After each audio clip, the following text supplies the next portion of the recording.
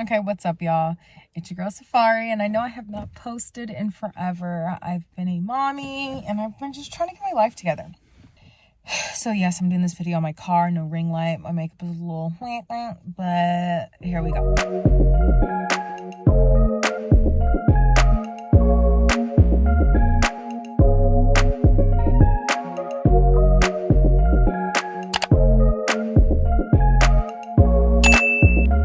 Before we get into this video, make sure you like, comment, and subscribe, and make sure you turn on those post notifications. I'm going to be posting more about me and the baby, me and my real estate career, me as a business owner, and just my life. So like you can tell from the title, I'm obviously going to be talking a little about how I passed my test, how I started, whatever. I'm going to do a basic video giving you points of everything, and then you guys comment down below. Let me know. I need to get my nails done. That is disgusting. And then I'm gonna let you guys know. Oh, wait, no. You're gonna comment down below. Tell me, you guys, what you want to hear more about. And then I'm gonna make a video based off that. Okay. So I've always wanted to get into real estate, but I got knocked up. So yeah, my intro was shot like 2 days ago. My phone storage filled up, so I deleted TikTok just for this video. My new phone doesn't come here until tomorrow. I thought 64 gigabytes was enough, but it wasn't. So therefore I got the 512. So we'll see how the camera quality goes. So I have always, well, not always, I have wanted to do or get into real estate since I was 17. When I went to college, I was about 16 and a half, 17. There was an elective choice and I chose real estate. You have to get 3 certificates in California. What I'm going to be specifically talking about right now is California, but all the other states are pretty similar. So I finished my certificates in college at 17, but the teacher never sent it to me. So then I was like, okay, well then I'm going to have to redo it. Then I did CA Realty. I am not sponsored, which I should be. You can either do it in person or online. There's different prices you can get, like depending on what you want. If you want the books, let me just tell you guys something. If you're gonna get into real estate, you need to save up your money because your classes, your test, your license all costs money. You know, you're gonna have to, if you have babies, you're gonna have to get a babysitter. If you want to study and pass your first time, you're gonna have to pay for study material and crash courses. I'll tell you exactly how much I paid and added up for you guys, but it costs money. This is an expensive business to get into. You don't go in and you're getting a paycheck on Friday, you're getting paid every 2 weeks. You don't know when you're getting paid, and you don't know how much you're gonna have to pay. I had to buy a new laptop, a printer, all this types of stuff, even a new phone. So I finally finished January 20th, I think. I also got my Notary last year in 2021, which is a lot quicker. If you guys want any more info on that, I do have a Notary ebook that's available for you to buy to give you how to do it, how much everything was, and just to see if you actually want to get into that business. Okay, so after I got my certificates, which is the Principles Practice in Finance, finance is now an elective in California. I personally chose finance because we're really going to need to understand that for our test. There's other electives you can choose. So what I suggest you do to apply for your license and your exam, I suggest that you go on the DRE website, you set up your e-licensing account because e-licensing moves a month or 2 faster than mail. Now, if you have to mail it, mail it. But if you want your exam date faster and you want to see everything online, you're going to have to make an e-licensing account, period, at some point. So might as well do it now. I turned in my 3 certificates, yada yada. Then you have to get a live scan fingerprint to see if you're a criminal or not, or whatever, background check. And that was about $85 only because I had somebody come to me. I also applied for the sales combo. So you can apply for just the exam, just the salesperson license, or the sales combo. I did the combo because I just wanted, as soon as I passed my test, I get my license right then and there. But it does take, that I didn't know, it did take 4 extra weeks. But it would technically be the same time if you did the exam and then you waited for the license. So technically you'll be waiting about the same time, but I wanted all in hand, all at once. It's $305 here in California. I don't know how much it is anywhere else, but it's $305 here. Then when I put all my information in there, I think it was on January 25th, I didn't get a response until probably middle of March. You can also go on there to see your available test dates in your surrounding areas. I was shooting for Fresno only because Los Angeles and San Diego, which is closer to me, was fully booked out until May. I'm like, I want to take this shit in March. I want to take this shit now. So I took it on the 28th in Fresno. Sadly, as soon as I applied, LA dropped their COVID restrictions and opened up their big center. So let's say you absolutely didn't understand and don't remember anything from your course. Like me. The only thing I do know or did know about real estate really much is selling Sunset and me buying my own home.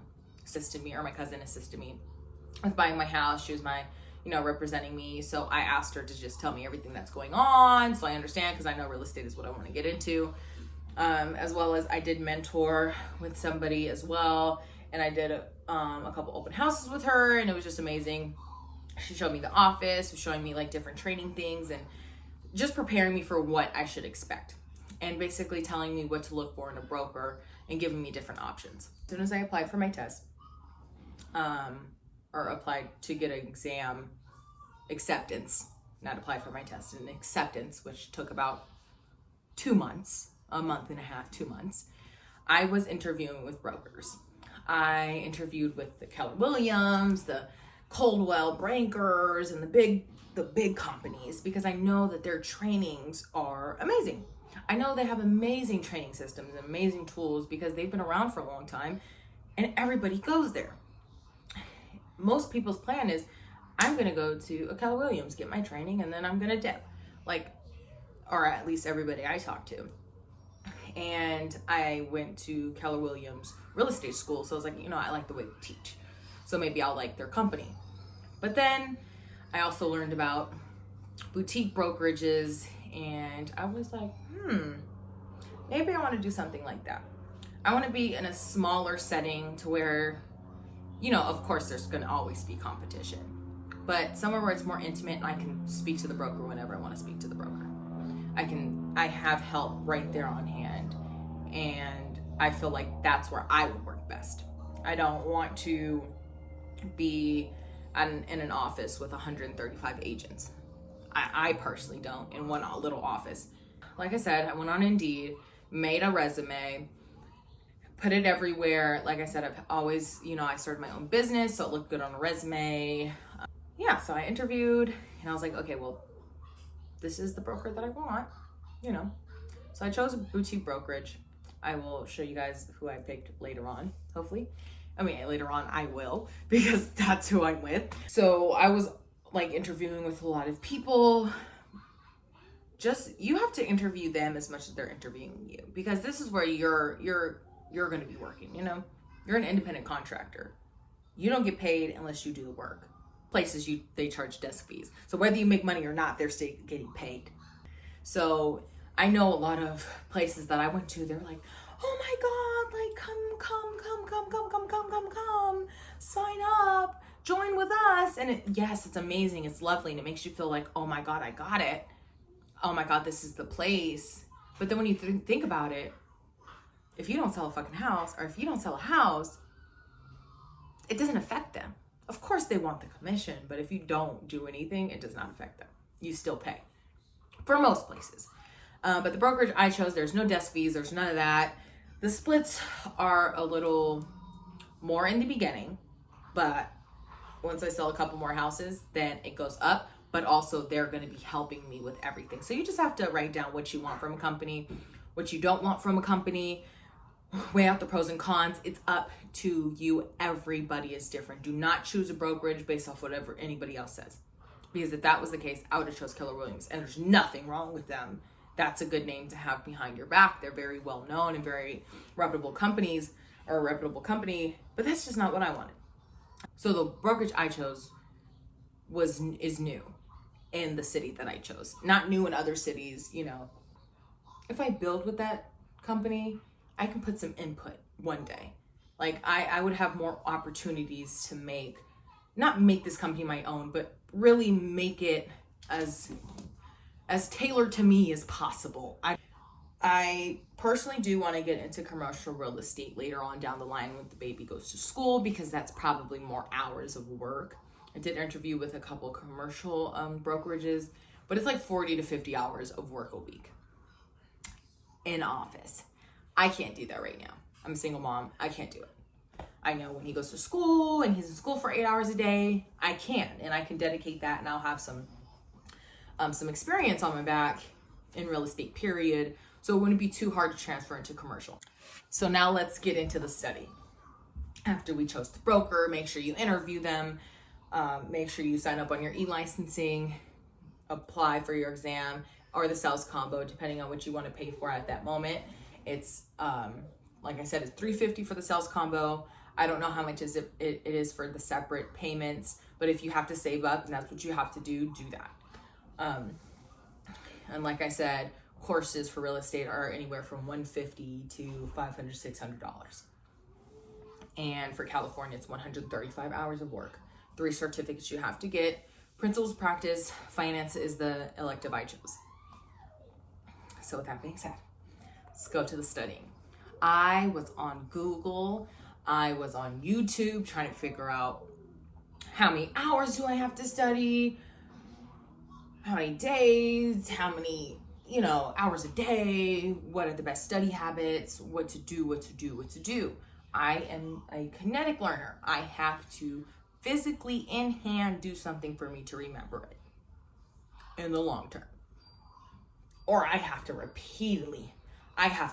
it down 1,000,000 times. Or I have to say it out loud. So if I'm singing a song and I want to know the words, I look up the lyrics and I read them out loud while the song's going 5 times. I know the song for the rest of my life. So that's basically how I study. Everybody's different. Anybody can just read. Some people can read, remember. Some people are just different. So I'm just telling you how I did it and how I learned. So if this is how you learn, this may be better for you. I am a very planned person. I like to write down everything I'm doing, when I'm doing it, where I'm doing it, and how I'm doing it. I write down that I have to take a shower every day and I mark it off of my list. I write down that I have to make my bed. I literally write these things down every single day. I was on Google trying to research what are the best schools, courses, what to do, how can I maximize my chances on passing the first time, because I told my broker I'm passing the first time and I don't want to lose the opportunity with working with them. And I also don't want to waste money and time. And then have my feelings hurt when I don't pass. I know I wasn't going to ever quit. And it's not, damn, I didn't pass. It's when will I pass? Like, when is this my time or not? Like, everybody has a different time.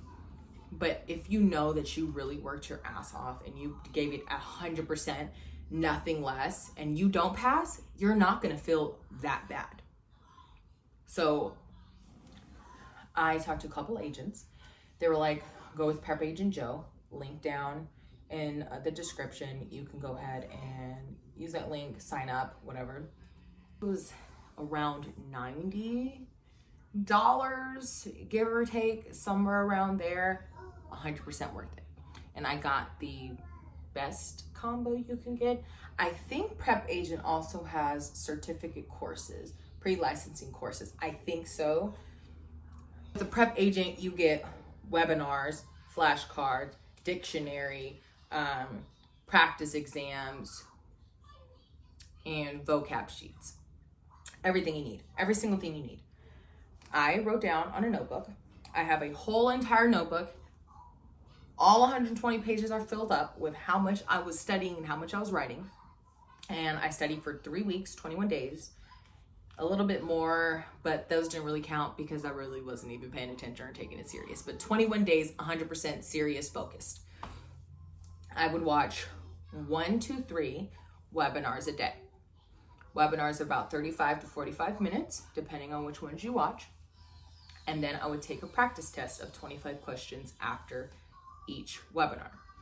There is 7 categories pretty much of webinars. There's sometimes extra ones that are in the main categories.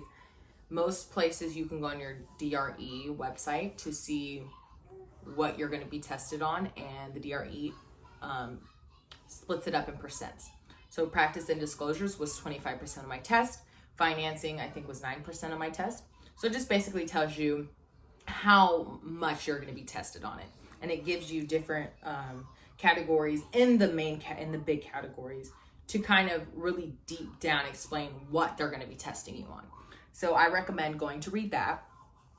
And like I said, the webinars are in 7 sections. So I wrote down, there's 4 teachers.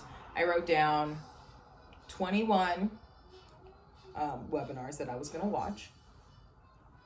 I put the name of it and who was training that day. So for example, I would do practice and disclosures, Cynthia.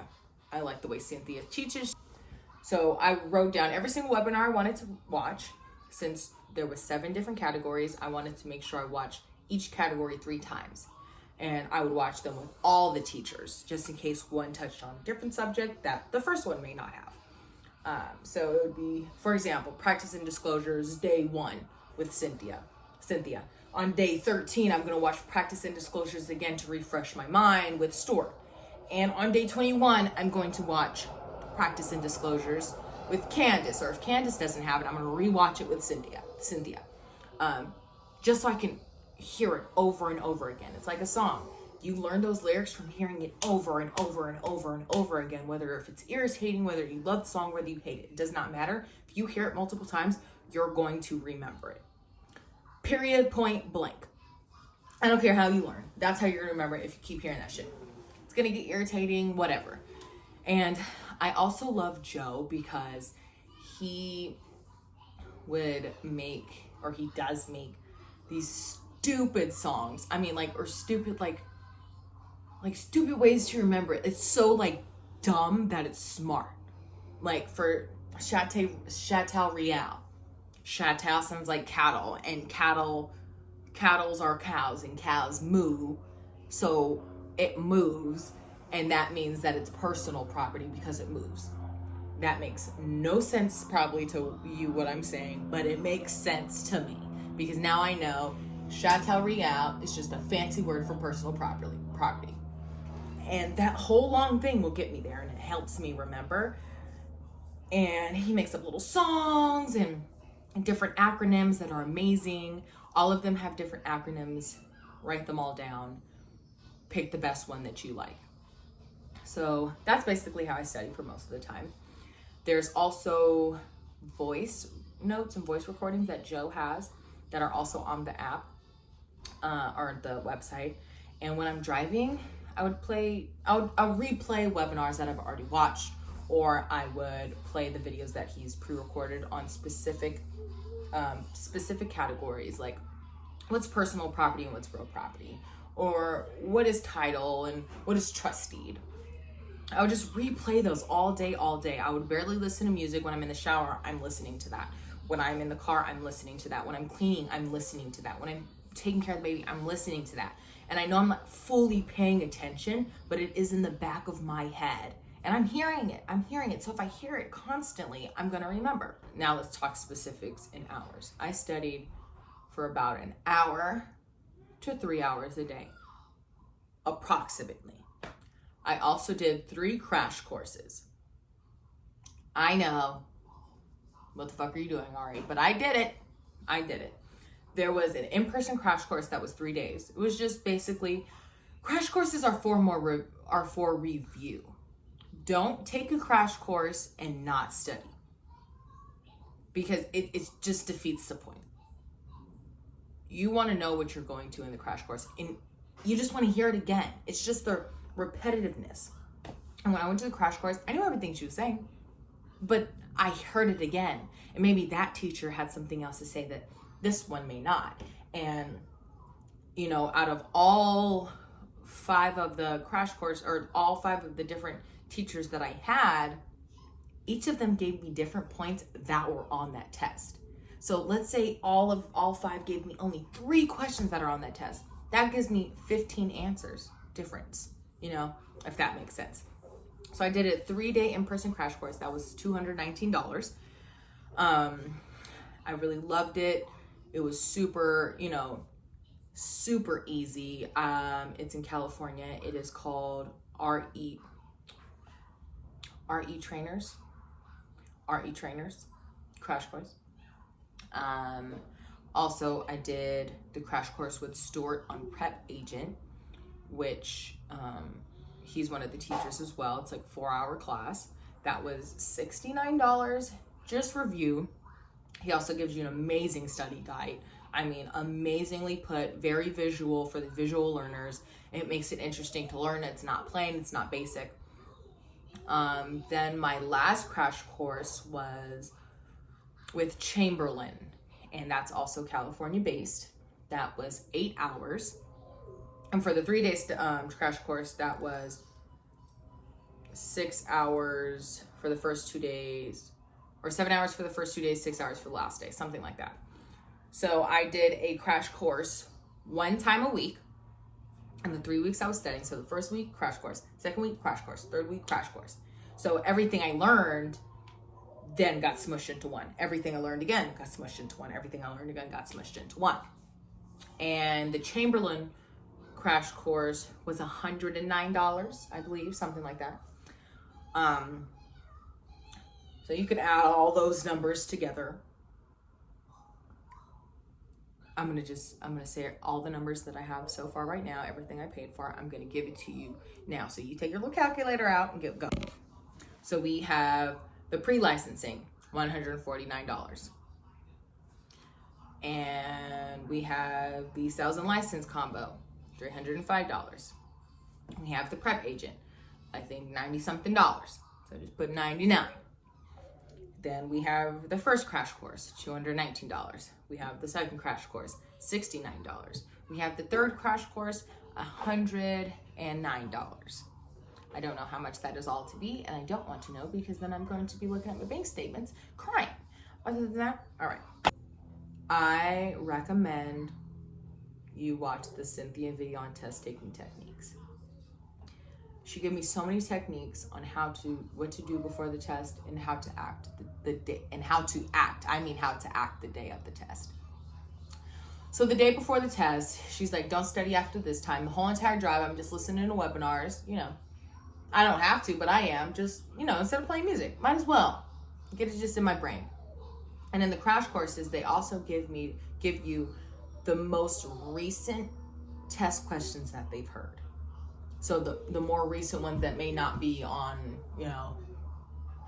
prep agent or something, but they're pretty much just as accurate. But my crash course gave me a 30 question paper on which ones that were on the test. And I mean, all of the ones that were on there were on my test. So I was like, I already know these freaking answers. Anyways, so I had a fun day. I had a drink or two. I was with my best friend. We were just chilling. I mean, I had a great day. I wasn't stressing about the next day. I was just having fun. I did not really study that day. And a couple hours before I went to the bed, I just looked over those last questions just so they're fresh in my mind and I'm going to bed on them. I woke up at 4:30 in the morning, left at 5.